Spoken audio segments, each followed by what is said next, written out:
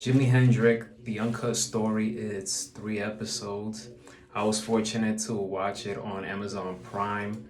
I believe it was like last week.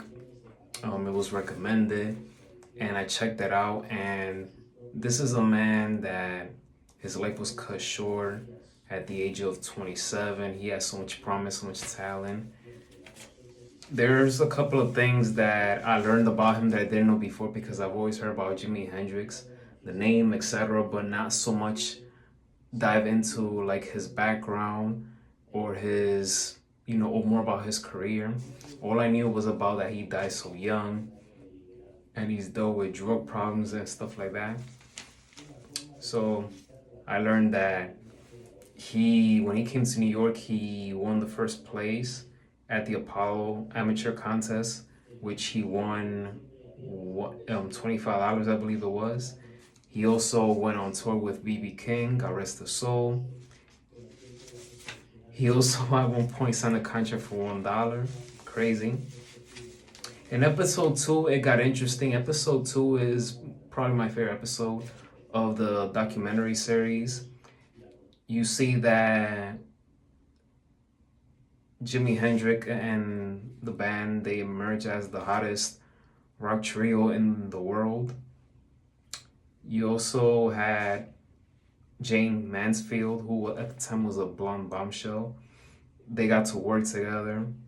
The Olympic Studios, I never heard of the Olympic Studios before, but so many artists came to the studio and worked there. Jimi Hendrix was one of them. So many big names came down there as well. I think the Beatles got to record there as well. But Jimi Hendrix, he was a great storyteller. He knows how to make meaningful songs. And one of the things that Jimi Hendrix was mortified, according to the documentary, is when they paired the Monkees and the Jimi Hendrix Experience together. So many people thought that that was an odd pairing. And according to people that were getting interviewed for this documentary, said that Jimi Hendrix, even though he knew he was good, but he never bragged about it. He never needed to throw that in your face.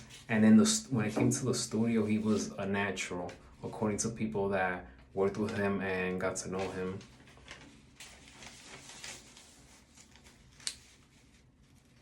In episode 3, the part that stood out to me the most is that when he went on tour, one of the places that he stopped was in Seattle, Washington, and he has spent 7 years without seeing his family, which is crazy because I can't picture myself going that long without seeing my family.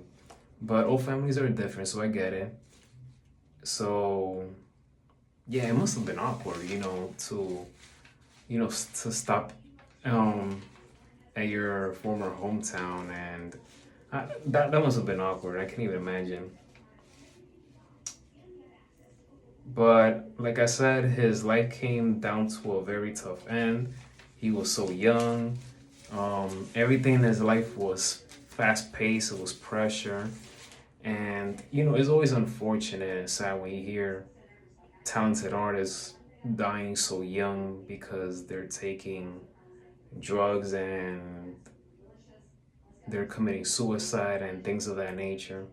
So it's always sad when you hear those kinds of stories. And I'm looking forward to learning more about Jimi Hendrix. He has passed away a long time ago, but I feel that he is an important figure in music history that everyone should learn about. So my review for this documentary series from 1 through 5, I give it a 3.9 out of 5 stars.